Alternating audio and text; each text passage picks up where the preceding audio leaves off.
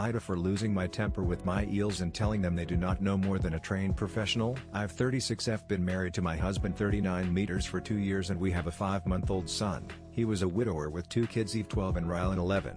They lost their mom 7 years ago. I met him 5 years ago and we started dating 4 years ago. I knew his kids when we were just friends, so we had met before I became dad's girlfriend. One regret I have is not waiting longer between dating and getting married. I feel like maybe the kids might have had an easier time if we had. They did express to my husband and in therapy before we ever got married that they didn't want to see anyone as a stepmom or a new parent. I still ask myself if having more time would have been better for them. The counselor told us to give it time, for me to be loving and open to a relationship and to work on getting closer with them through shared interests and time, and not to sweat if they didn't call me mom or say I was their stepmom. We get along. I'd love us to be closer. I would love for them to lean on me more and have more trust in me. But I know these things cannot be forced, and I know some of this comes out of fear that their mom's memory will be gone if they accept me as a stepmom. One thing they are very sensitive about is me talking about their mom, so I instead encourage my husband to keep talking about her with them, so it doesn't upset them and push them away if I do or if she doesn't get talked about at all. When we told the kids I was pregnant, they were upset. They didn't like that it was happening, and they talked with my husband a lot and had some therapy sessions of just the 3 of them before I joined back. My husband and I also did sessions just as eels started to complain after our son's birth. The kids acknowledge our son is their half-brother,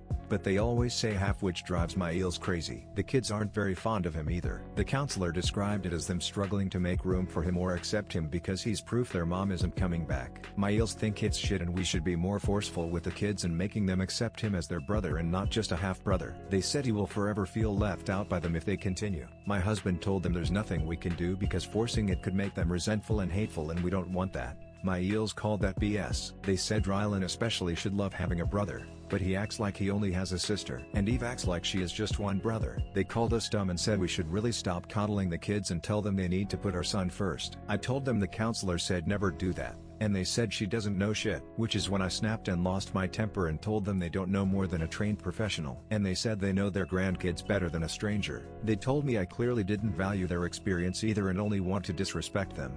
AITA.